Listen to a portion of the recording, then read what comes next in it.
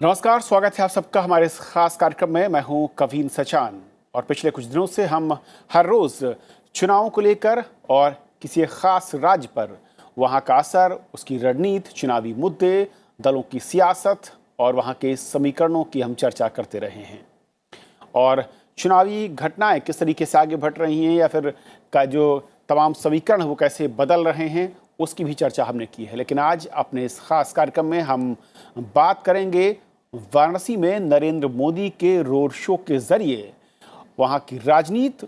2014 में केंद्रीय राजनीति में अगर दखल की बात करें तो नरेंद्र मोदी अचानक सामने आते हैं। गुजरात के मुख्यमंत्री थे और बीजेपी उन्हें भावी प्रधानमंत्री के पद पर के उम्मीदवार के तौर पर पेश करती है और गुजरात से बाहर वो उत्तर प्रदेश के बनारस को चुनते हैं अपने लोकसभा जाने के लिए, यानी कि संसदीय सीट से चुनाव लड़ने के लिए।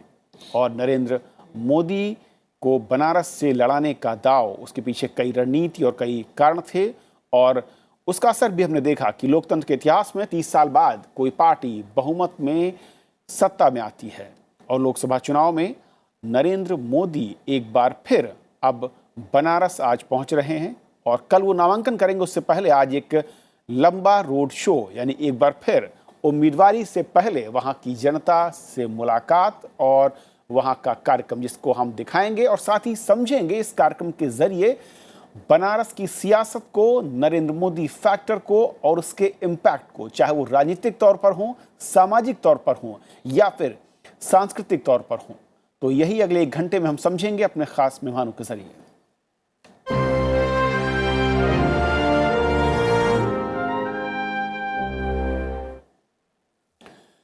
प्रधानमंत्री नरेंद्र मोदी इस बार भी वाराणसी से ही लोकसभा चुनाव लड़ेंगे और वो कल अपना नामांकन वाराणसी से दाखिल करेंगे। लेकिन उससे पहले आज वाराणसी में नरेंद्र मोदी रोड शो कर रहे हैं और उनके साथ बीजेपी, एनडीए और समर्थक दलों के तमाम दिग्गज नेता इस रोड शो में मौजूद होंगे।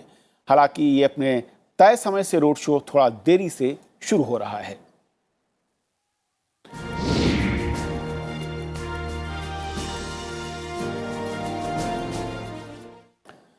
और सबसे पहले रुक करते हैं वाराणसी, जहां पर हमारे सहयोगी कृष्ण मोहन शर्मा हैं।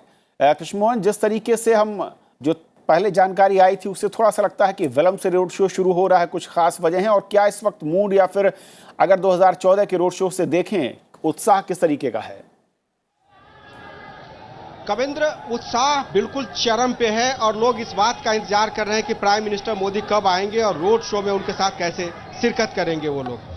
कोई यहाँ पे शंख लेके आया हुआ है, कोई त्रिशूल लेके आया हुआ है, एक ही बात कहता है कि मोदी तेरे नाम बनारस। एक उत्सव का माहौल है। आप यूं कहें कि जैसे पर्व त्योहार में लोग अपने आप सगे संबंधियों से मिलने जाते हैं, वैसे ही आपने देखा कि लोगों ने अपने आप शंख बजाना शुरू कर दिया और ये मोदी के आने का इंतजार कर रहे हैं, मोदी का स्वागत कर रहे हैं। मोदी के स्वागत करने के तरीके इतने नायाब हैं कि जिसकी हम कल्पना नहीं कर सकते हैं। मोदी तेरे नाम बनारस, जय श्री राम, जय श्री राम, बहुत सारे ऐसे नारे हैं जो मोदी को लेकर उत्साहित है लोग और उनके दर्शन के लिए सब के सब बेताब हैं।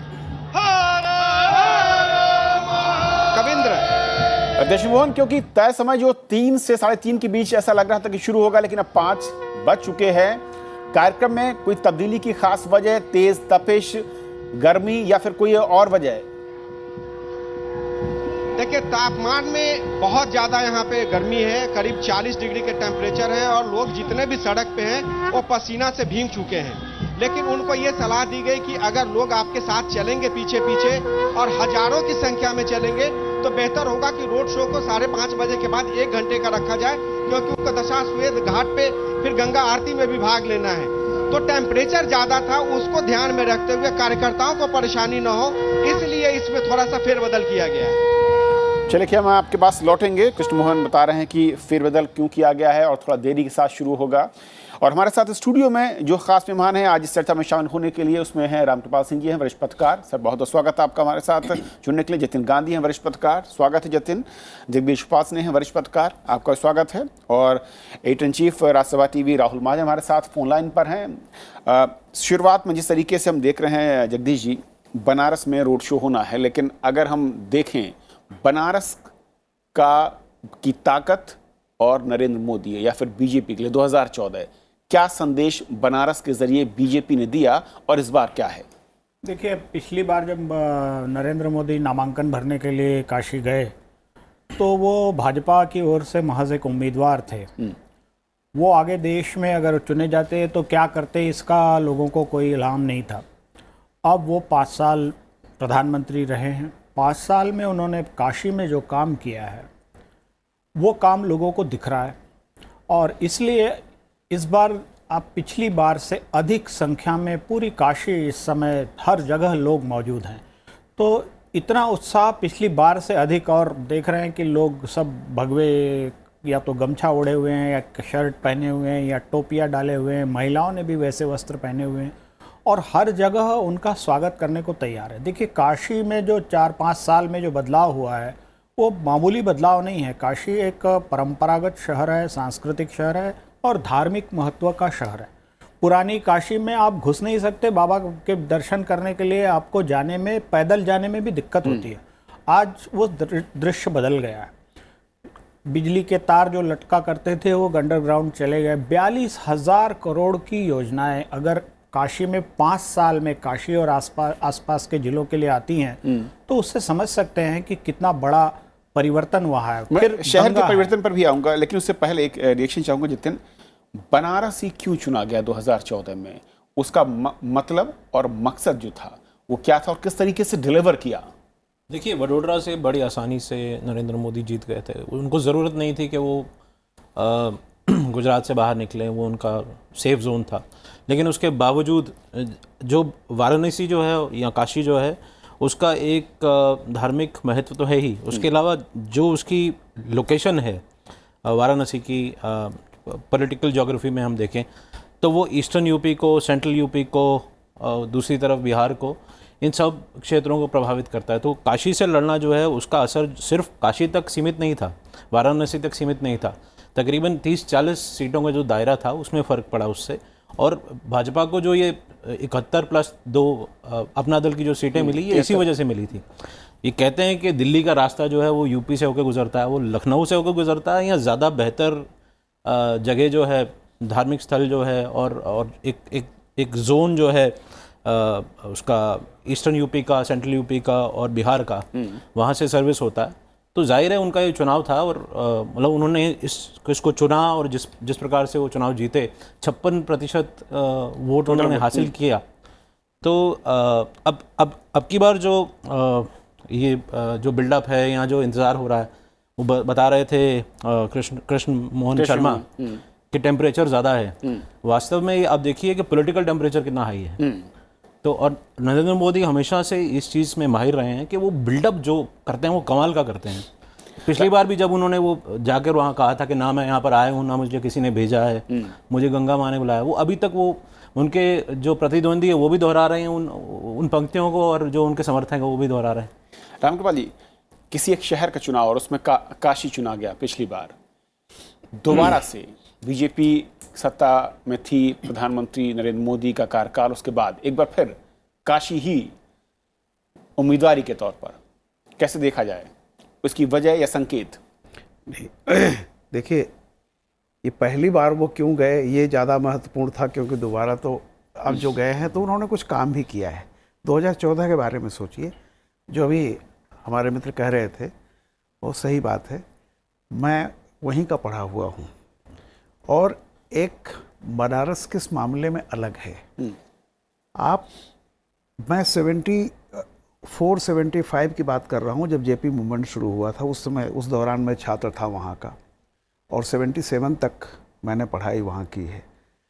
बनारस की गलियों में चले जाइए, एक छोटी सी दुकान पर, जहाँ वो भोजपुरी में, मतलब एक मिश्रित अवधि नहीं रहता है, वो भोजपुर का इलाका उसे मिले, बनारसी ठाट में बोलेगा, और वहाँ पे आपको पोलैंड में मानवाधिकार हनन पर बात होती है। कभी मैंने वहाँ किसी भी जगह पे कोई क्षेत्रीय बात करते हुए सुना नहीं। हम लोग भी उस दौर में यूथ थे, हम लोगों को बड़ा ऐसा लगता था कि स्थानीय बात, यानी जिसको ये कहते थे प्रांतीयता, क्षेत्रीयता, जातीयता। अब देखिए 3 केंद्रीय यूनिवर्सिटी वहाँ पे, तो एक तो ये होता है कि एक ऐसी जगह पे जहाँ पर कुछ राष्ट्रीय मुद्दों पर डिबेट हो, अंतर्राष्ट्रीय मुद्दों पर, वहाँ का एक बड़ा ही पॉलिटिकल कॉन्शसनेस है और वहीं तक नहीं रुकती है। आप देखिए, बनारस जो है वो सांस्कृतिक राजधानी है जो भूगोल को थोड़ा तोड़ती है। वो सिर्फ उत्तर प्रदेश की नहीं है, वो आधा बिहार से लेकर मिथिलांचल वाला हिस्सा छोड़ दीजिए, तो इधर से जो पूरा भोजपुर का इलाका है, गया से, यहाँ से चलती है और पूरा पूर्वांचल है उसको वहाँ पढ़ने के लिए लोग। तो वो एक ऐसा सेंटर था जहाँ से बीजेपी जो 14-15 साल से आईसीयू में थी 2014 में, उसको रिवाइव करने के लिए उससे बड़ा कोई सेंटर नहीं हो सकता था, क्योंकि दिल्ली आप हैं, हाई हैं, तो वेस्टर्न यूपी का हिस्सा दिल्ली की तरफ माना जाता है। ईस्टर्न यूपी की जो नेचुरल कल्चरल सांस्कृतिक राजधानी है, आप कहिए उसको, या शिक्षा की राजधानी, वो बनारस थी। तो जान ऑक्सीजन सिलेंडर के तौर पर काशी ने बीजेपी को 2014 और में, देखिए उसका रिजल्ट हुआ। अब क्या हुआ कि जब आपके पास कुछ नहीं था, बनारस से जुड़ने के कोई कारण नहीं थे, तब अगर आप जीत गए, आज तो बहुत सारा इमोशनल अटैचमेंट है, और आपने बहुत सारा काम वहां ऐसा किया है जो भी एक एक करके उन काम पर भी आऊंगा जो काम किए गए हैं, किस तरीके से इमोशनल टच है। और जिस वक्त हम तस्वीरें देख रहे थे बनारस से सीधे, जहां पर जो बीएचयू से मदन मोहन मालवीय जी की प्रतिमा से शुरू होगा माल्यार्पण से कार्यक्रम, वो सीधी तस्वीरें आपके सामने होंगी। और साथ ही साथ राहुल मांझी हमारे साथ हैं इस वक्त फोनलाइन पर। राहुल जी, इस तरीके से हम बात कर रहे हैं कि 2014 में एक बड़ा उद्देश्य, एक अलग तरह की रणनीति और प्रधानमंत्री के पद के उम्मीदवार के तौर पर जब बीजेपी ने प्रोजेक्ट किया नरेंद्र मोदी को, और उसके बाद बनारस को चुना गया। लेकिन पिछले 5 साल में उस संदेश और रणनीति के बाद 2019 में एक बार फिर अब जब बनारस को ही चुना है अपनी उम्मीदवारी के लिए, क्या बड़ा बदलाव रणनीतिक तौर पर, या क्या इसकी मैसेजिंग है, क्या समझा जाए? देखिए, पहली बार जब 2014 में चुना गया था वाराणसी को, तो उसकी मैसेजिंग जिस तरह से मैं इस चीज को समझता हूं, वो कुछ इस तरह की थी कि नरेंद्र मोदी जो है वो गुजरात और नरेंद्र मोदी को एक ही मतलब स्वर में बोला जाता था। गुजरात के लिए नरेंद्र मोदी जो है सबसे बड़े नेता थे और उनको उसी से एसोसिएट किया जाता था। लेकिन क्योंकि उन्हें राष्ट्रीय राजनीति में आना था, वो प्रधानमंत्री पद के दावेदार हो रहे थे, तो ऐसे में उनको गुजरात से बाहर निकलना और अपनी जो छवि है उसको कह सकते हैं कि देश भर की छवि बनाने के लिए ये बहुत महत्वपूर्ण था कि वो एक ऐसे राज्य से लड़ें जिनमें सबसे ज्यादा देश में सीटें हैं, और जो कि किसी भी पार्टी के लिए वहां पर कैसी परफॉर्मेंस होती है यूपी में, ये मैटर करता है कि वो सत्ता में केंद्र में आएगी या नहीं आएगी। और इसका सिग्निफिकेंस जो था, शायद यही कारण था कि नरेंद्र मोदी जो हैं उन्होंने यूपी में और खास तौर से बनारस बिल्कुल साफ बात है कि वो जो काशी है उसको भगवान शिव की नगरी माना जाता है, तो एक सिग्निफिकेंस वो भी था कि वहां से वो उन्होंने कॉन्टेस्ट किया अपना चुनाव। आज ये बात जरूर है, क्योंकि एक बार फिर यूपी में जिस तरह का घमासान है और ये माना जा रहा है कि यूपी में किस तरह की परफॉर्मेंस होगी बीजेपी की, इस पर बहुत कुछ निर्भर करेगा कि 2019 के रिजल्ट क्या होंगे, केंद्र में किसकी सरकार बनेगी। और इसलिए भी ये एक सिंबॉलिक है कि प्रधानमंत्री फिर जो है वो काशी से चुनाव लड़ने जा रहे हैं। जी राहुल, मैं आपका लौटूंगा इस बीच सीधी तस्वीरें जो आ रही हैं बनारस से, और जो नेतागण हैं बीजेपी के, मुख्यमंत्री उत्तर प्रदेश से, केंद्रीय मंत्री और तमाम जो दूसरे राज्यों से वहां पर पहुंचे हुए मुख्यमंत्री या फिर एसोसिएट लोग हैं, वो इस वक्त पहुंच चुके हैं और सिलसिला जारी है। और कुछ ही देर में जानकारी मिल रही है कि यहाँ पर प्रधानमंत्री नरेंद्र मोदी पहुंचेंगे और उसके बाद जो रोड शो का कार्यक्रम है वो यहाँ से औपचारिक तौर पर शुरू होगा।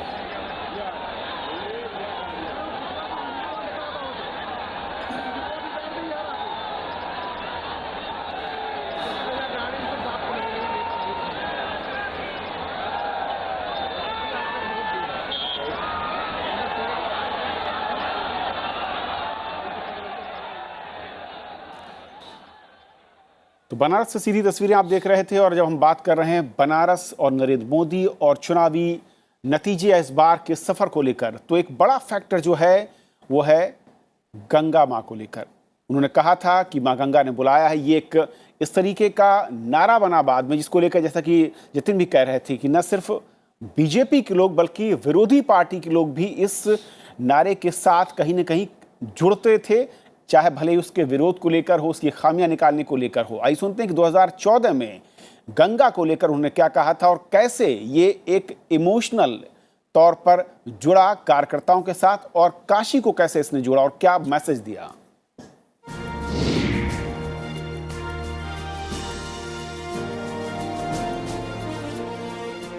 पहले मैं सोच रहा था कि भारतीय जनता पार्टी ने मुझे यहां भेजा है,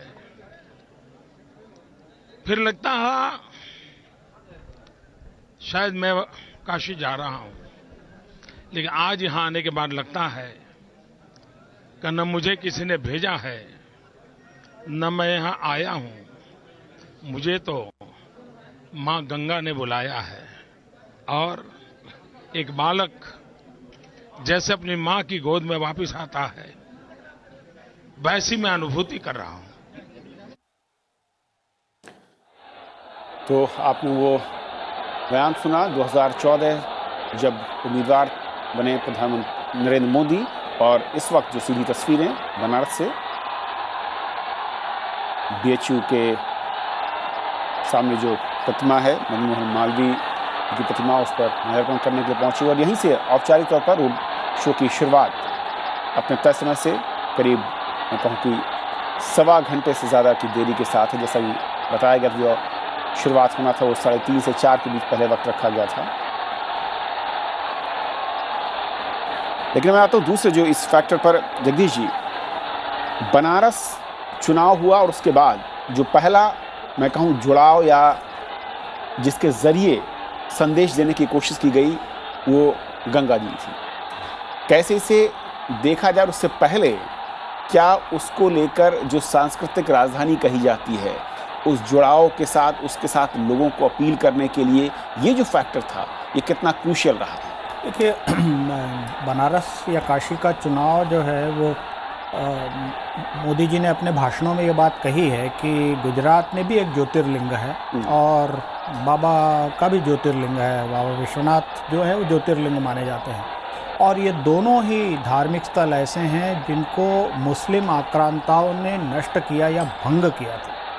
ये जो कई चीज़ें राजनीति के साथ में, राजनीतिक समीकरणों के साथ में कि पूरा पूर्वांचल, बिहार तक का हिस्सा, इधर पूर्वी उत्तर प्रदेश का हिस्सा, ये सारा हिस्सा राजनीतिक रूप से साधते हुए वहाँ काशी में जो श्रद्धालु जनता है उसके साथ कैसे नाता जोड़ना, तो वो ज्योतिर्लिंग, सोमनाथ का ज्योतिर्लिंग और बाबा विश्वनाथ काशी का ज्योतिर्लिंग और उनकी जो स्थिति है, इस सब को उन्होंने जोड़ा। ये एक अद्भुत कॉम्बिनेशन था और ये बहुत सटीक और मारक कॉम्बिनेशन था। और इसीलिए, और जतिन ठीक बोल रहे हैं कि उत्तर प्रदेश उन्होंने फतह कर लिया भाजपा ने, और अब चूँकि उनके काशी आने के बाद लोगों से उनकी ज़्यादा उम्मीद ये थी कि वो बनारस की बजाय पहले गंगा जिसने उनको बुलाया उस पर ध्यान देंगे। और अगर हम देखें तो पिछले 5 साल में 22,000 करोड़ के लगभग योजनाएं गंगा और सफाई के लिए लगी हैं, उसमें से 600-700 करोड़ रुपए बनारस में खर्च हो रहा है। और बनारस में जो घाट है वो टूरिस्ट भी बता रहे हैं, अपने ट्वीट में, सोशल मीडिया में भी वो शेयर करते हैं तस्वीरें कि किस तरह उन घाटों की दशा बदल गई है, किस तरह से एक व्यवस्थित और सुंदर गंगा के तट दिखाई दे रहे। इसके अलावा क्रूज़ अभी चला दिए, जलमार्ग शुरू हो गए, कितनी चीज़ें गंगा के साथ। अभी गंगा सफाई का काम पूरा नहीं हुआ है, अभी बहुत सारी जगहों पर अभी भी शहर का और अपशिष्ट जो है वो गंगा में मिलता है, वो सब रोका जा रहा है। लेकिन 5 साल में वो जो बदलाव है, जो लोगों को रोज़ गंगा नहाकर फिर अपना दिनचर्या शुरू करने वाले हज़ारों लाखों लोग हैं बनारस में, और वो देख रहे हैं कि गंगा का पानी अब आचमन लेने लायक हो गया है। अगर दशाश्वमेध घाट में आचमन लेने लायक गंगा जी का पानी हो गया तो इससे पता लगता है कि बदलाव कितना गंभीर रूप से किया जा रहा है। वो लोगों ने रियलाइज़ किया है और उसको आप देख रहे हैं इन छवियों में जो बनारस से इस समय आ रही हैं, कितना उत्साह है लोगों में उनको लेकर। क्योंकि 2014 में जब नरेंद्र मोदी वहाँ पर उम्मीदवार के तौर पर आए और जितने गंगा से बेहतर या फिर गंगा को लेकर जो लोगों की आस्थाएं हैं उसको लेकर जो उन्होंने बयान दिया, जिस तरीके से जोड़ा, उनकी न सिर्फ घाटों की सफाई की शुरुआत की गई, उन्होंने कहा कि इसमें यातायात के भी वो देखते हैं और रोजी रोटी के साथ जो एक बड़ा समुदाय जुड़ा रहता है, उन सब को लेकर जो कनेक्ट किया, उसने कितना इम्पॉर्टेंट रोल आपको लगता है कि कुछ लोग ये भी कहते हैं कि गंगा का जो रास्ता है जहाँ से गुजरता है, कहीं ना कहीं वहाँ तक वो फैला जो संदेश गया। देखिए, नवंबर 2014 में जब पहली बार नरेंद्र मोदी वहाँ गए 80 घाट पर, और उन्होंने वहाँ पर मैं उस वक्त हिंदू अखबार में काम करता था, तो मैं भी गया उनकी पहली अपनी कॉन्स्टिट्यूंसी विजिट पे, तो उन्होंने 80 घाट से जो है सफाई का काम शुरू किया। तो ये जो सिंबॉलिज्म, इसको समझिए, इसमें उन्होंने जो कल्चरल सिंबल है, जो रिलीजियस सिंबल है, जो पॉलिटिकल सिंबल है और इन्वायरमेंट, इन सब को जोड़ दिया उन्होंने। मतलब जो उन्होंने बात अपने जब नामांकन भरा था, जो बात उन्होंने 80 घाट से शुरू की थी, उसको उन्होंने वहाँ नहीं छोड़ दिया। ये नरेंद्र मोदी की खासियत है कि वो पॉलिटिकल फॉलोअप बहुत अच्छा करते हैं, जिसके उनको परिणाम भी फिर उसकी वजह से मिलते हैं। तो उन्होंने वहाँ से 80 घाट से जा कर के स्वच्छ भारत को भी जोड़ दिया उन्होंने, उसके साथ नमामि गंगे को भी जोड़ दिया। और अब अगर आप 80 घाट जाएँ तो उस वक्त जो गंगा का पानी है वो बहुत आगे तक था और घाट काफ़ी लंबा था, तो सफाई करने की वजह से, ड्रेजिंग करने की वजह से अब जो है वो गंगा वहाँ पे साफ़ भी है और आगे तक आ गई है। तो ये लोगों की एक तो आस्था की बात है, और दूसरा ये कि जो लोग वहाँ के वाराणसी के जो रहने वाले हैं, उनको ये अपने आप में बहुत बड़ी बात लगती है। जैसे उपासना जी जिक्र कर रहे थे कि जो ओवरग्राउंड वायरिंग थी वो अब वो अंडरग्राउंड चली गई है, तो जिन रास्तों में पैदल चलने में दिक्कत होती थी वहाँ पर काफ़ी काम हुआ। तो ये जो चीज़ें नज़र आती हैं ना, इनकी नरेंद्र मोदी की सबसे खास बात ये है कि पॉलिटिकल फॉलोअप बहुत अच्छा करते हैं। और एक बार फिर शुरू करते हैं बनारस का, जहाँ पर इस वक्त रोड शो शुरू हो चुका है। कृष्णमोहन शर्मा हमारे साथ हैं। कृष्णमोहन, हम देख रहे हैं सीधी तस्वीरें, इस वक्त रोड शो शुरू हो चुका है, और जैसे कि हम बात कर रहे थे कि उत्साह या फिर जिस तरीके का मूड है, उसके अलावा गंगा को लेकर जिस तरीके से नरेंद्र मोदी ने शुरुआत की 2014 में, वो जो कनेक्ट था, वो जो मैसेजिंग थी, उसमें किस तरीके का बढ़त उसकी, उसमें बदलाव और उसका ज़मीन पर जो असर हुआ है वो आम जनता तक कैसे पहुंचा है? आपने लोगों से बात की होगी, घाटों पर गए होंगे। देखिए कविंद्र, लोग अब कह रहे हैं कि पहले बनारस और आसपास के इलाकों में बिजली जाती थी, अब 16 से 18 घंटे बिजली रहती है। शहर में बिजली है, ट्रैफिक काफ़ी कंजेस्टेड थी, अब उन्होंने बैरिकेडिंग करा दी है, इसलिए अब ट्रैफिक की स्थिति काफ़ी सुधर गई है। बिजली के खंभे और बिजली के तार मोस्टली जो है अंडरग्राउंड कर दिए गए हैं, और उन्होंने कहा कि मोदी है तो मुमकिन है, बहुत सारा काम किया है। कुछ लोगों से आपको इंटरेक्शन कराते हैं। मोदी जी ने क्या किया है? बहुत अच्छे काम, बहुत कुछ किया है, जैसे कि रोड बनाना, बिजली मुहैया कराना, आवास योजना, इसे सारे रिंग रोड बनवा दिया, बाबतपुर से 4 लेन बन रहा है, और चारों तरफ बिजली लग गई है, गली गली रोशनी हो गया है, बहू बिटिया जो है सब निकल रही है, एकदम रात दिन निकल रही है, किसी भी समय बिना। तो कविंद्र, लोगों के पास बहुत कुछ गिनाने के लिए है। जब पिछली बार मोदी आए थे तो उन्होंने कहा था कि गंगा मैया ने बुलाया है, लेकिन अब मोदी के पास काम गिनाने के लिए है, केंद्र का काम गिनाने के लिए है, जो राष्ट्र स्तर पर उन्होंने किया है, और सही मायने में बनारस का उन्होंने काफ़ी विकास किया है। 4 साल पहले, 5 साल पहले जब मैं यहाँ पे आया था पिछले चुनाव में, तो जो बनारस की सड़कें तंग थीं वो आज काफ़ी हद तक खुली हुई दिखाई देती हैं। लोग यहाँ पे जो कानून व्यवस्था है वो भी काफ़ी हद तक सुधर गई है। मैं देखा कि रात में महिलाएं साइकिल चलाते हुए रात में 10:30 बजे जा रही थी, तो उससे मुझे लगा कि काफ़ी चीज़ें बदल चुकी हैं, और लोग इसीलिए कह रहे हैं कि मोदी है तो मुमकिन है, और मोदी का बनारस है, और बनारस मोदी के नाम कर दिया जाना चाहिए। जी, क्या मैं लौटूंगा आपके पास। शुक्रिया फिलहाल आपका, वहाँ से हमारे साथ लगातार आप अपडेट दे रहे हैं और ताज़ा तस्वीरें भेज रहे हैं। और जब हम बात कर रहे हैं कि गंगा की किस तरीके से इस गंगा के मुद्दे को न सिर्फ उन्होंने समाज के साथ, बल्कि पब्लिक और वोटर और जो पूरा का पूरा इलाका है पूर्वांचल का, उसके साथ जोड़ा, बल्कि सामाजिक बदलाव को लेकर उन्होंने जो मिशन के तौर पर चलाया, यानी कि सफाई अभियान, अगर मैं कहूँ घाटों का निर्माण है, ये फैक्टर किस तरीके से क्रूशल रहे हैं, और ये कैसे एक पॉलिटिकल लीडर की ओर से समाज में या फिर जो जनमानस है उसको उसके साथ जोड़ा है और उसका इम्पैक्ट है, अब इसको समझने की कोशिश करते हैं। रामगोपाल जी, जिस तरीके से सामाजिक जब बदलाव की बात होती है किसी एक पॉलिटिकल लीडर की ओर से, चाहे वो गंगा की सफाई का मसला हो, घाटों का निर्माण हो, घाटों की सफाई हो, क्योंकि गंगा में आमतौर पर काशी में ऐसा लगता नहीं था, उम्मीद नहीं दिखती थी लोगों को कि कभी यहाँ कुछ बदलेगा। गुजरात से साबरमती जो फ्रंट बना, लोग उसकी उम्मीद करते थे और उसी दिशा में जब एक सपना दिखाया गया, उसकी तरफ काम शुरू हुआ, इसने कैसे सोच बदली लोगों की और इसने किस तरीके की मैसेजिंग की? देखिए, गंगा को बहुत हद तक काशी का स्थानीय मामला मत समझिए। गंगा भारतीय संस्कृति का एक आप कहिए स्रोत है और सागर से उद्गम तक गंगा है। मोदी जी की विशेषता ये है कि ये बनारस कोई काशी जाए और गंगा और शिव की बात न करे, संभव नहीं है। लेकिन वो क्या है कि वो चीज़ों को देखिए, विकास में बहुत सारी चीज़ें अंतरावलंबन है। आप किसी एक चीज़ को नहीं कह सकते कि बहुत सारे लोग हैं कि अगर केवल सिर्फ धार्मिक और गंगा का वो कीजिए। आप देखिए, जो हमारे मित्रों ने कहा पर्यटन, देखिए मोदी जी ने सबसे पहले क्या किया, गंगा की भी बात की और निश्चित तौर पर गंगा से तो एक ऐसी चीज़ है जो पूरे हिंदुस्तानियों के लिए महत्वपूर्ण है और गंगा काशी वालों के लिए तो जीवन मतलब सब कुछ है। सुबह वहीं से शुरू होती है, सारी चीज़ें शुरू होती हैं। लेकिन देखिए, उन्होंने सबसे पहले क्या किया, वो जानते हैं कि जो हमारा आम आदमी है ना, वो ज़मीन पर खड़ा होता है, 24 घंटे वो ज़मीन पर ही पैर रखता है। ज़मीन पर भी वो चीज़ें होनी चाहिए। सबसे पहला मैं वही काशी का जैसे बता रहा, हमारे मित्र ने कहा, आप जाते इतनी सकरी गलियां और वहाँ पे जिस तरह से बिजली के तार लगे हुए थे, और उसके लिए मैं जानता हूँ कितना फॉलो कर, एवरी डे वो फॉलो करते थे कि आज कितना काम हुआ, आज कितना तार बिछाया गया। बीच में आलोचना भी हुई कि ये कहा था नहीं पूरा हुआ, पीछे पड़े हुए थे। एक जो होता है ना फॉलो अप करना, एक प्रधानमंत्री है देश का जिसके सब पास 20 तरह का, लेकिन अपनी कॉन्स्टिट्यूंसी में एक एक चीज़ को फॉलो करे।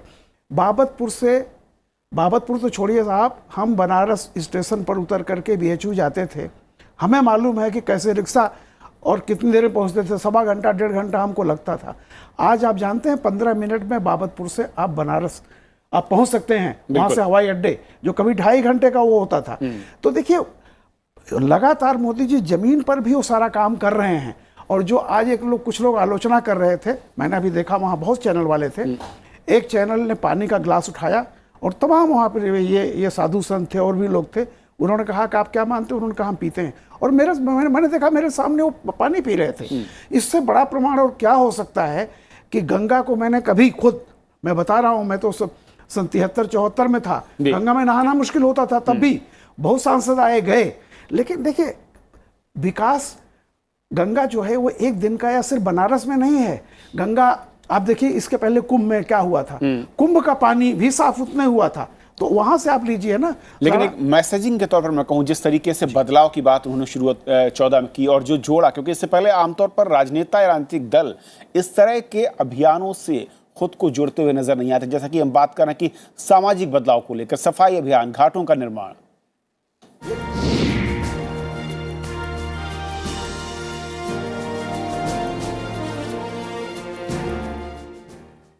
राहुल जी, जिस तरीके से हम बात करें कि नरेंद्र मोदी का जो स्टाइल है वो बहुत अलग तरीके का रहा, और 2014 में जब हमने बात देखी काशी का चुनाव, उसके बाद गंगा को लेकर सफाई या उसको किस तरीके से गुजरात में साबरमती जो फ्रंट बना उसको लेकर तैयार किया जाएगा, उसके साथ साथ सफाई अभियान जब उन्होंने शुरू किया और पब्लिक को जोड़ा, किस तरीके से ये जुड़ाव आम पब्लिक को, समाज को न सिर्फ जोड़ता गया बल्कि इसकी मैसेजिंग न सिर्फ सामाजिक तौर पर बल्कि राजनीतिक तौर पर भी वो फैलती गई। ये बात सही है। मैं उससे पहले एक और बात कहना चाहूंगा। जब आपने पिछला सवाल मुझसे पूछा था कि आखिर काशी से लड़ने के पीछे क्या कारण है, उसमें एक पहलू मुझे और दिखाई देता है इस बार 2019 में, अगर हम बात करें कि आखिर प्रधानमंत्री जो हैं वो वहां से क्यों लड़ रहे हैं काशी से। इसका एक कारण ये भी है कि जब पहली बार उन्होंने ये चुनाव लड़ा था, तब अगर आप देखें कि उत्तर प्रदेश से जितने भी अभी तक बड़े बड़े नेता हुए हैं, चाहे वो कांग्रेस के हों या बीजेपी के भी नेता हों, वो ज्यादातर उत्तर प्रदेश से हुए हैं। जैसे जवाहरलाल नेहरू, लाल बहादुर शास्त्री, इंदिरा गांधी, चौधरी चरण सिंह, राजीव गांधी, विश्वनाथ प्रताप सिंह, चंद्रशेखर, अटल बिहारी वाजपेयी, सारे के सारे उत्तर प्रदेश से आए हैं। और साथ में ये बात तो एक है। दूसरा, जहां तक कांग्रेस का सवाल है, कांग्रेस के बहुत सारे नेता जो है उत्तर प्रदेश से रहे हैं। कांग्रेस में गांधी फैमिली का उत्तर प्रदेश से खास लगाव है, खास जुड़ाव है उनका। तो ये एक पॉलिटिकल कारण है कि उन्होंने 2014 में इसको चुना। आज एक बार फिर उन्होंने 2019 में क्यों चुना? क्या इस वक्त उत्तर प्रदेश में जो गठबंधन बना है बीएसपी और एसपी का, अगर प्रधानमंत्री अपनी कॉन्स्टिट्यूएंसी उत्तर प्रदेश से बाहर लेके जाते तो ये जरूर एक चुनावी मुद्दा बनता कि आखिर इस गठबंधन से डर के प्रधानमंत्री जो हैं कहीं और से लड़ रहे हैं। तो ये भी एक पॉलिटिकल कारण है कि उन्होंने ऐसा किया। दूसरा, आप मुद्दों की जो आपने दूसरा सवाल मुझसे पूछा कि किस तरह प्रधानमंत्री ने ऐसे मुद्दे उठाए जो कि लोगों से जुड़े हुए थे या एक कैंपेन की तरह उसको जो है वो उनको उन्होंने लोगों के साथ जोड़ा। सफाई का मुद्दा एक ऐसा मुद्दा है जो कि कभी भी आप ये ध्यान करिए कि ये आज से जब से बीजेपी की ये सरकार आई थी उससे पहले सफाई पे बात तो जरूर होती थी, लेकिन कोई उसको करने के लिए तैयार नहीं होता था या फिर सरकार का उस पर कोई खास जोर दिखाई नहीं देता था। एक कैंपेन की तरह एक ऐसा मुद्दा उठाया गया जो कि लोगों के मन में था, और जो लोग भारत आते थे वो हमेशा, जो बाहर से लोग भारत आते थे वो हमेशा एक बात का जिक्र जरूर करते थे कि भारत में गंदगी दिखाई देती है।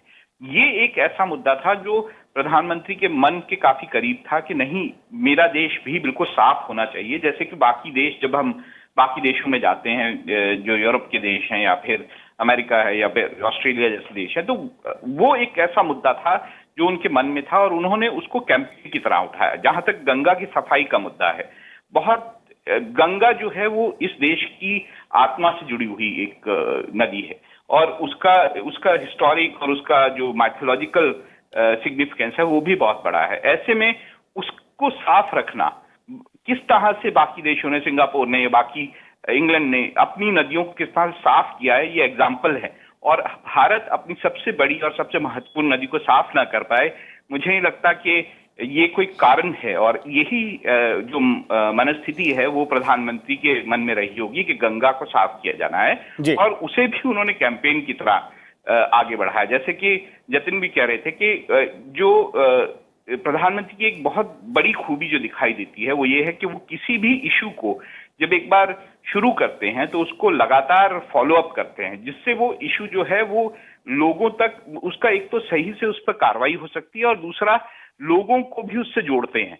ये एक बड़ा जो तरीका है उनका काम करने का, वो बहुत पॉपुलर है लोगों के बीच में। जैसे सोशल जो इश्यूज हैं उनको एक मिशन के तौर पर शुरू करना, इसके ज़रिए नरेंद्र मोदी की छवि, कनेक्ट और जो उसकी मैसेजिंग है, न सिर्फ मैं कहूँ कि बनारस, पूर्वांचल, बल्कि यूपी और जो अलग दूसरे राज्य हैं जो कि जिनकी सीमा यूपी के साथ जुड़ती रही हैं, कितना दूर तक इसका व्यापक असर आपने देखा कि 2014 से 2019 के बीच में? देखिए, बहुत अरसे बाद ऐसा हुआ है कि किसी प्रधानमंत्री ने जो है उस तरह के इश्यूज़ को, जो हार्ड पॉलिटिकल इश्यूज़ नहीं हैं, उनके अलावा आगे बढ़ कर के जो इस तरह के इश्यूज़ हैं, एनवायरनमेंट से रिलेटेड इश्यूज़ हैं, अपने आसपास सफाई रखने का जो मामला है उसको, स्वच्छ भारत अभियान जिस प्रकार से है, जैसे राहुल भी कह रहे थे, तो इनको मेन स्ट्रीमिंग की है, इनकी पॉलिटिकल मेन स्ट्रीमिंग की है। और जाहिर है जब उनके समर्थक उनमें जब खूबियाँ ढूंढते हैं तो उनको यकीनन ये नज़र आता है कि देखिए इस शख्स की जो पर्सनालिटी है वो इस प्रकार की है कि सिर्फ पॉलिटिक्स नहीं है बल्कि आगे का भी। तो मोदी जो है एक बड़े पोलराइजिंग फिगर हैं, मतलब वो जो लोग उनको समर्थक नहीं हैं उनको वही चीज़ें, उनकी खामियां नज़र आती हैं कि देखिए आपने महात्मा गांधी को जो है वो एक स्वच्छ भारत का केवल एक सिंबल बना के छोड़ दिया। लेकिन जो लोग समर्थक हैं, और क्योंकि नरेंद्र मोदी के समर्थक ज़्यादा हैं और विपक्षी कम हैं, इसलिए उनका फ़ायदा उनको मिलता है। और साथ ही पिछली बार जब मोदी वहाँ गए थे तो वो एक पीएम कैंडिडेट थे, अब वो पीएम हैं, तो जाहिर है अब जो सड़कों पे हमें जो ये भीड़ नज़र आ रही है उसी का कारण है कि अब लोग उससे जुड़े हैं, वो समझ रहे हैं। तो मतलब ये उसका परिणाम है और उसका एक एविडेंस हमको नज़र आ रहा है सामने।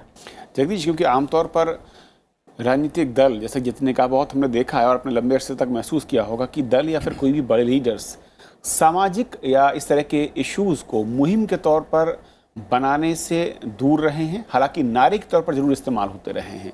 और नरेंद्र मोदी के बारे में कहा जाता है कि वो रिस्क लेना जानते हैं और कुछ डिफरेंट सामने पेश करते हैं। ये जो नया स्टाइल था, ये जो नया उनका अंदाज था, ये कितना प्रभावित करता रहा या करता रहा है वोटर को, एक आम नागरिक को, और जो अटैचमेंट है कि एक कोई शख्स गुजरात से आता है, इस तरह की मुहिम को शुरू करता है और उसका पब्लिक पीछे खड़ी हो जाती है। देखिए, ये सिर्फ वोटर को नहीं प्रभावित करता, ये पूरे समाज को प्रभावित करता है। अगर आप देखें तो बच्चे भी स्वच्छता अभियान से जुड़ गए देश भर में, ये बहुत बड़ी बात है। एक जो माइंडसेट, अगर आप उज्ज्वला योजना को देखें तो उज्ज्वला योजना शुरू करने के पीछे क्या तर्क दिया प्रधानमंत्री ने। उन्होंने कहा कि हमारी माताएं बहनें लकड़ी का वो जलाती है, धुएं से उनका खराब होता है, मेरे घर में भी ऐसा होता था। एक उसको आपने एक इमोटिव इशू बना दिया और उस प्रॉब्लम को, जो कि बड़ी प्रॉब्लम है हमारे भारत में, उस प्रॉब्लम को सॉल्व करने के लिए एक उपाय भी ढूंढ लिया। ये जो बात है ना, ये जो सोशल इश्यूज हैं, अब स्वच्छता अभियान और ODF गांव जो बाहर शौच के वाले फ्री करने गांव, ये बहुत बड़ी बात है। ये छोटी छोटी हमें छोटी लगती होगी शहरों में रहने वाले लोगों को, लेकिन गांव में बहू बेटियों के लिए कितनी बड़ी समस्या है, कितनी बड़ी समस्या रही है। उस समस्या को एक झटके में दूर कर दिया शहरों में स्वच्छता अभियान। और काशी इससे बढ़िया उदाहरण हो नहीं सकता था। काशी एक ट्रेडिशनल परंपरागत शहर है और काशी में रहने वाले, काशी की जो गंदगी थी उसको भी लोग श्रद्धा के कारण हर चीज़ को बर्दाश्त कर लेते थे, लेकिन काशी जाते थे। लेकिन लोगों को उनकी आस्था से निकाल कर और एक सामाजिक दायरे में लाकर खड़ा कर दिया, कहा कि अरे भाई सफाई भी ज़रूरी है उसके साथ में। ये बहुत बड़ी बात है। देखिए, सोशल इश्यूज़ को लगातार काम करते रहना, ये नरेंद्र मोदी ने भारत में पहली बार किया। महात्मा गांधी के बाद मैं कोई तुलना नहीं कर रहा महात्मा गांधी से, लेकिन गांधी जी या स्वतंत्रता आंदोलन के नेताओं को अगर आप देख लेंगे तो वो सोशल इश्यूज उठाते थे। महात्मा गांधी का तो राजनीतिक लड़ाई का सारे हथियार उनके सोशल हथियार थे। तो उसी को इन्होंने अडॉप्ट किया है और बहुत सुंदर तरीके से अडॉप्ट किया है। तो मैं समझता हूँ कि वो जो आज़ादी के पहले के नेता जो सोशल इश्यूज़ को अपनी राजनीति में इंटरवीन करके और लोगों के सामने जाते थे, तो ज़्यादा रिलायबल, ज़्यादा क्रेडिबल होते थे, वही मोदी ने परंपरा फिर से शुरू की है और उसका परिणाम उनकी पार्टी को मिल रहा है सीटों के रूप में। और एक और जो बड़ा फैक्टर कहा जाता है नरेंद्र मोदी के बारे में, और 2014 में उन्होंने देखा था, नेतृत्व क्षमता और उसके साथ साथ जोखिम उठाने का जो कहूँ कि मादा है, वो किस तरीके से रहा है, इसको जरा समझते हैं।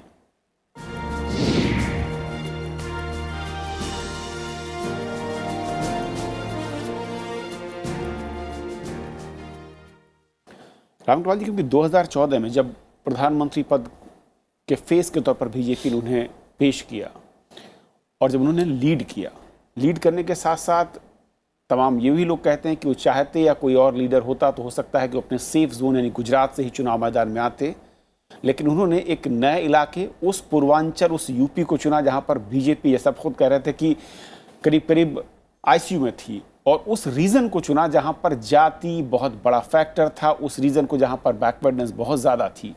तो ये रिस्क लेने की जो कैपेसिटी, जो क्षमता है, उसे कैसे आप देखते हैं नरेंद्र मोदी के अंदर?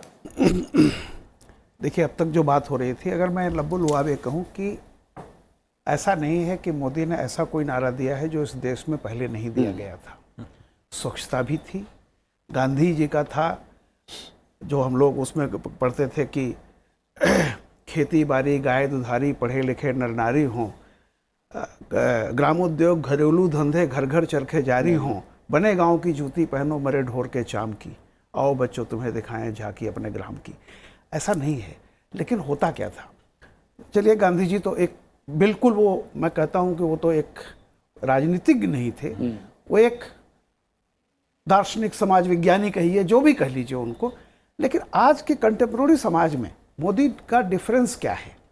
देखिए, जितने भी नेता हुए हैं, सबसे पहले 71 में 3 नारों पर इतना बड़ा मैंडेट लिया था। किस पर? गरीबी हटाओ, प्रीपर्स की समाप्ति, बैंकों का राष्ट्रीयकरण। मोदी, मुझे अगर मैं एक सेंटेंस में कहूं कि बाकी सारे नेता मन में चाहते तो थे, उनकी इच्छा थी, दे वर वेरी गुड आर्किटेक्ट, जो एक नक्शा बनाते थे कि ये भारत होना चाहिए, लेकिन वो बिल्डर नहीं थे। मोदी उसी पुराने नक्शे को, कोई उन्होंने आर्किटेक्ट नहीं किया। चाहे जितने भी चीजें देख लीजिए, उन्होंने कहा कि नक्शे तो बहुत बन चुके हैं, इन्हीं नक्शे को झाड़ पोछ के उठाओ और बिल्डर बने हो। मोदी ने बिल्ड करना शुरू किया। आप कल्पना कर सकते हैं, ये जो हर घर में जो रोशनी ये गैस पहुंचाने का काम है या एलईडी बल्ब का, ये कोई नारेबाजी से नहीं शुरू हुआ, ये पहले शुरू हुआ, बिल्कुल इसको शुरुआत की उन्होंने, और तब जाकर के ये पता चला कि इस तरह की स्कीमें हैं। आप एक एक चीज देखिए, उन्होंने ये नहीं कहा था जब आए थे कि हम वो सारे बैंक खाते खुलवा देंगे। उसके बाद जब उन्होंने इसको टारगेट बनाया कि 71 में जिस काम के लिए नारा दिया गया था और जिस काम के लिए गरीब जनता ने वोट दिया था, आज तक वो जनता वो बैंक के गेट पे नहीं पहुंची है। तो एक बेसिक बात यह है कि he is very good builder. और वो आज समाज को क्या चाहिए था, सब कुछ पड़ा हुआ है भाई। देखिए, हमारे यहाँ लोका समस्ता सुखिनो भवंता सर्वे भवन्तु सुखिनः सन्तु सर्वे च सन्तु निरामया। आप छोड़ दीजिए बाकी चीजों को, इसी एक नारे का अगर ये है कि सभी सुखी हों, जाहिर सी बात है सबका स्वास्थ्य ठीक हो, सफाई हो, सारी चीजें उससे जुड़ी हुई हैं। तो ये आदमी इसमें विश्वास करता है कि मैं कुछ करूंगा, और नारा और मेरा काम दोनों की शुरुआत एक साथ होती। बेगूसराय मकान बनाना, जो रोटी कपड़ा मकान सब लोग कहते हैं। अखिलेश हमारे साथ हैं, रामगोपाल जी, बेगूसराय बिहार, क्योंकि वहां पर समझते हैं कि ये जो फैक्टर है किस तरीके से वो देखते हैं वहां की पब्लिक। और अखिलेश, क्योंकि आप अलग अलग राज्यों में चुनाव दौरे के दरमियान घूम रहे हैं, 2014 को भी आपने देखा था करीब से, जब नरेंद्र मोदी और बनारस की बात करते हैं तो हम बात कर रहे हैं कि किस तरीके से नेतृत्व क्षमता और उसके बाद उस शख्स के अंदर जोखिम उठाने का मादा, ये कैसे क्या आप इसके बारे में समझा सकते हैं, और एज ए पब्लिक के तौर पर पब्लिक क्या फील करती है इसे लेकर?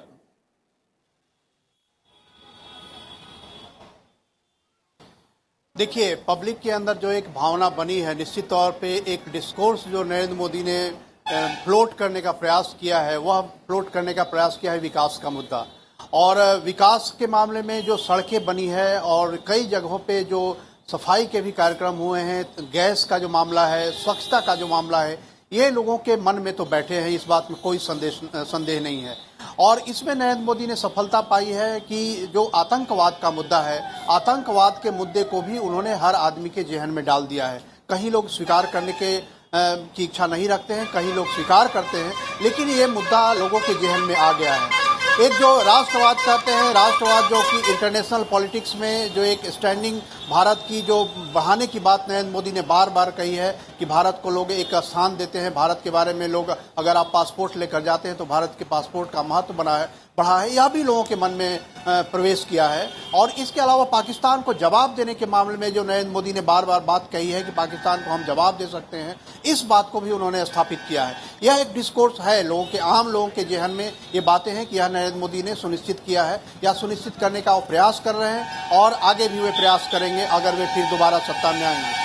लेकिन इसके पैरेलल एक डिस्कोर्स यहाँ भी चल रही है कि जो रोजगार का मामला है, रोजगार का मामले पे कई लोग संदेह व्यक्त कर रहे हैं कि जो रोजगार के मामले पे जो अपेक्षाएं थी जनता की, वो अपेक्षाएं पूरी नहीं हुई है, या कहें कि जिस तरीके से विकास जो एकदम स्थानीय तौर पे जाना चाहिए था, कई राज्य सरकारों ने उसमें कोताही बरती है। लेकिन अगर एक पर्सन के रूप में देखें, एक व्यक्ति के रूप में देखें, तो निश्चित तौर पे नरेंद्र मोदी ने अपने कद को स्थापित किया है। और मैं जहां हूं बेगूसराय में, बेगूसराय को कहा जाता है बिहार का लेनिनग्राद। बेगूसराय की एक खासियत यह रही है कि बेगूसराय आर्थिक रूप से भी काफी विकसित ये जिला रहा है, और जहां तक खेती की बात है, खेती में भी लोग काफी बढ़े चढ़े हैं। और उसके अलावा यहाँ का औद्योगिक विकास भी काफी है। बरौनी जी अखिलेश, क्योंकि मैं समझना चाहता कि जिस तरीके से रिस्क लेने की जो मैं बात कर रहा था कि नरेंद्र मोदी रिस्क लेने की जो क्षमता है वो कैसी है, क्योंकि बिहार अगर मैं देखूं, जहां पर जो उनके साथ पहले खड़े थे मुख्यमंत्री नीतीश कुमार, बीच में अलग हुए, आलोचना की, उसके बाद उन्होंने न सिर्फ उन्हें साथ खड़ा किया बल्कि उनको सीटों के मामले में भी ज़्यादा तवज्जो दी, यानी कि गठबंधन में बराबर से ज़्यादा का हिस्सा भी दिया। राहुल जी, क्योंकि जब नेतृत्व क्षमता की बात आती है, और बनारस में ही मैं कहूँ और कंपेयर करें, कल ही खबर ये आ रही थी कि प्रियंका गांधी को लेकर चुनाव मैदान में उतारने की बात हो रही थी। आज खबर आई कांग्रेस ने वहाँ पर अपने उम्मीदवार का नाम डिक्लेयर कर दिया। दो बड़े दलों को अगर हम देखें, किस तरीके से नरेंद्र मोदी लीड करने में माहिर देखते हैं और किस तरीके से ये खामी विपक्षी दलों में नजर आती है? देखिए, मैं इस वक्त विभिन्न राज्यों में जा रहा हूं, और जो एक बहुत डिफरेंट चीजें देखने को मिल रही है, सुनने को लोगों से मिल रही है, वो आपको शायद थोड़ा हैरान करे। यहाँ पर जो इस बार चुनाव हो रहा है वो बाकी चुनावों से बहुत ज्यादा अलग चुनाव है।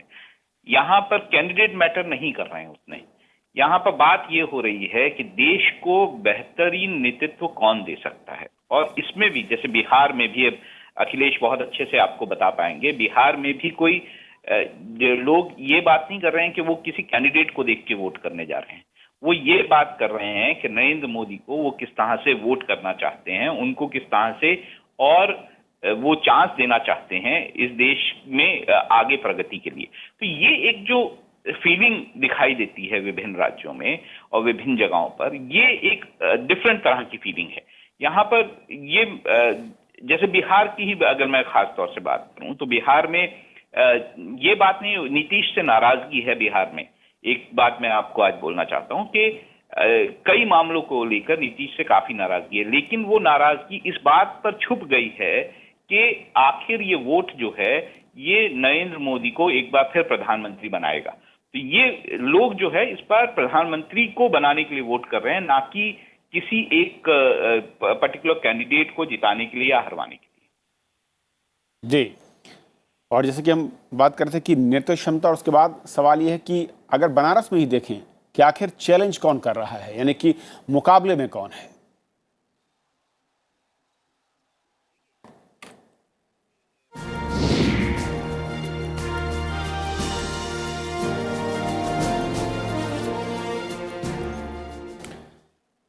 और जिस तरीके से हमने देखा जतिन की चुनावी चरम जो है प्रचार का हो, वो वहाँ पर बढ़ जाता है जहाँ पर बड़े नाम हो। और जब वो सीट जहाँ पर प्रधानमंत्री मैदान में हो, उसके सामने कयासों का दौर कई दिनों से चल रहा था।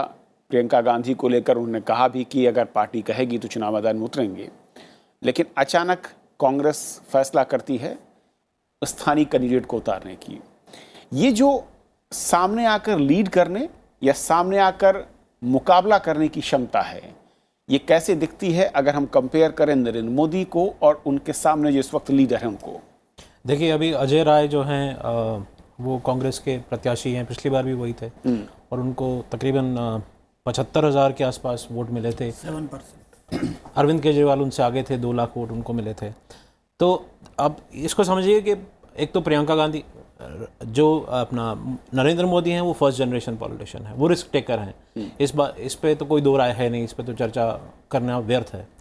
दूसरी बात यह है कि जो सेकंड जनरेशन या जो मल्टीपल जनरेशन पॉलिटिशियन है, चाहे वो राहुल हैं चाहे प्रियंका हैं, हमने हमेशा देखा वो रिस्क लेने से डरते हैं, पहली बात। दूसरी बात, प्रियंका गांधी यहाँ आकर क्या चुनाव जीत सकती हैं? नहीं। तो वो क्यों लड़ेंगी? जबकि ये सोमवार को ही तय हो गया कि शालिनी यादव जो हैं वो एसपी की कैंडिडेट होंगी, एसपी बीएसपी कंबाइन की। तो उसके बाद उनके लिए कुछ बचता नहीं है। पिछली बार अगर नरेंद्र मोदी 56% वोट ले गए थे तो उनके सामने इस वक्त जो चुनौती है वो ये है कि उसको कैसे वो बढ़ाएं। मतलब क्योंकि उनका वडोदरा में पिछली बार उन्होंने तकरीबन 8-8.5 लाख वोट उन्होंने हासिल किए थे। तो नरेंद्र मोदी के लिए यहाँ चैलेंज ये रहेगा कि उसको कैसे वो बढ़त आगे दिलाते हैं। दूसरा, जो आज का जो रोड शो है वो सिर्फ वाराणसी के लिए नहीं है, वो अगले जो 240 के आसपास अभी सीटें बचती हैं उनके लिए है।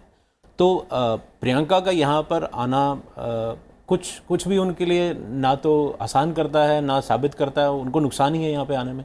और जैसे ही ये क्लियर हो गया कि एसपी बीएसपी का जो कैंडिडेट अब होगा इस इलेक्शन में, तो वो समीकरण भी ठीक बैठता नहीं है। तो क्यों कांग्रेस चाहेगी कि वो इनको यहाँ पर इस्तेमाल करें? अगर राहुल वायनाड और अमेठी से दोनों जगह से जीत जाते हैं तो उनमें से यकीनन एक सीट वो खाली करेंगे। लेकिन रामगोपाल जी, कुछ लोग ये भी कहते हैं और बेहतर आप समझ पाएंगे कि अब एक पार्टी जो कि राष्ट्रीय स्तर पर बीजेपी के सामने मुकाबले की बात कर रही हो और प्रियंका गांधी को जब ट्रम्प कार्ड के तौर पर आप इस्तेमाल कर रहे हों, तो क्या बेहतर नहीं होता कि लीड करते हुए मैदान में वहाँ पर मोर्चा लेती हैं? हार जीत एक अलग चीज़ है, लेकिन जो संदेश की बात थी कार्यकर्ताओं की या फिर वो अपने कैडर को या फिर बाकी जगहों को, वो बेहतर नहीं हो सकता था?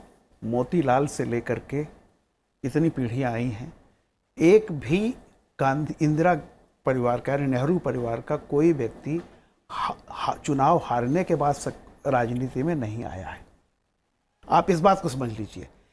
बड़ा कठिन फैसला होता और 90% मुझे था कि सवाल ही नहीं उठता। ये आप बताइए, राजीव गांधी आए, इंदिरा जी आई, कोई हार करके राजनीति में राजनीति में सक्रिय राजनीति में नहीं प्रवेश किया। अभी उनको सिर्फ वेस्टर्न यूपी का जिम्मा दिया गया। अब आप लड़ा देते हैं यहाँ से, और जहाँ पे आपको 90% प्रोबेबिलिटी का आप हारेंगे। मैं नहीं कहता हूँ जनता क्या फैसला करती, लेकिन जो प्रोबेबिलिटी दिखाई पड़ रही है। दूसरी बात, ये फैसला यही है ना कि इतना कठिन फैसला नहीं था। कठिन फैसला होता कि अगर उनको आप कहते, वरना यूजुअल था, जो वहां का प्रत्याशी था वही रहता। लेकिन फिर तो लोग ये भी कहते हैं रामगोपाल जी की जब 2014 में अरविंद केजरीवाल को भी पता था कि जीत नहीं है, लेकिन वो जाकर कम से कम वहां पर मुकाबले में खड़े होने की कोशिश की। आपको एक बात बता दूं, मैं ये हमेशा गंभीर राजनीति सिंबोलिज्म से नहीं की जाती। वो न केजरीवाल ने कोई बहुत अच्छा काम किया मेरे हिसाब से। अगर आप हिंदुस्तान के इतने बड़े सोशियो इकोनॉमिक पॉलिटिकल कॉन्ट्रडिक्शंस को जानते हैं, समझते हो, लंबी राजनीति करते हैं, तो ये सब सिंबोलिज्म कि मैं आपके खिलाफ लड़ जाऊंगा फलाना, इससे क्या फर्क पड़ता है? अरुण जेटली हार चुके थे, आज वित्त मंत्री रहे ना इतने दिनों। बात इसकी नहीं होती, बात देखिए होती यह होता कि आप एक गंभीर, आप राजनीति में गंभीर हैं, आपको भारत के जमीनी सच्चाइयों का जो उनकी चीजें मालूम है कि नहीं। और मैं बताऊं, आज मैं देख रहा था कांग्रेस के लोग इकट्ठा हुए थे वहां पे, सोच रहे थे कि आज कुछ फैसला होगा, और जब ये फैसला आया तो कांग्रेस के नेता वहां बिफर गए थे, बुरी तरह क्रोधित थे कि अगर यही करना था तो आप बताओ अब चुनाव में कितने दिन बाकी रह गए हैं। कम से कम कांग्रेस के कार्यकर्ता को आज एक डेढ़ महीने से अपना प्रचार तो करता, एक स्थिति साफ होती। लेकिन आपने उसको रहस्य बनाए रखा, रहस्य बनाए। इसलिए जनता में क्या जाता है कि एक पार्टी जो मैक्सिमम समय तक भारत की केंद्रीय राजनीति में राज कर चुकी है, वो आज इस हालत में है, इतने कंफ्यूज्ड है कि वो एक स्टैंड नहीं ले पा रही। अच्छा, रहस्योद्घाटन से आज आपको मिला क्या मिला? आप देखिए, कुल मिला के अगर आप राजनीतिक विश्लेषण कीजिए क्या खोया क्या पाया, तो आज कांग्रेस का ये कदम जो है, कांग्रेस के तमाम वर्कर मायूस हैं और खुद कह रहे हैं गलत हुआ है हमारी पार्टी में। तो क्या मिला आपको? देखिए, मेरा मानना है कि प्रियंका गांधी को ये बात कहनी नहीं चाहिए थी। इससे ये पता लगता है कि वो इमेच्योर, मतलब कितना इमेच्योर स्टैंड है। प्रियंका गांधी उस परिवार की हैं, राहुल गांधी कांग्रेस अध्यक्ष की वो बहन है जिसने इस देश पर 50 साल से अधिक राज किया है। तो उनको ये बात नहीं कहनी चाहिए थी, ये बात पार्टी को तय करनी चाहिए थी कि वो कहाँ से लड़ेंगी, अगर लड़ेंगी तो। लेकिन अगर उन्होंने ये बात, क्योंकि उन्होंने जब पत्रकारों ने पूछा कि आप बनारस से लड़ेंगी, अगर वो कहती नहीं लड़ेंगी तो शायद लोग कहते कि वो डर गई हैं। ये कोई भी समझदार नेता ऐसे बयान नहीं देता। कोई दूसरा नेता होता जिसने राजनीति में खासा समय बिताया होता तो कहता ये फैसला करने का काम मेरे पार्टी आलाकमान का है, ये मेरा काम नहीं है।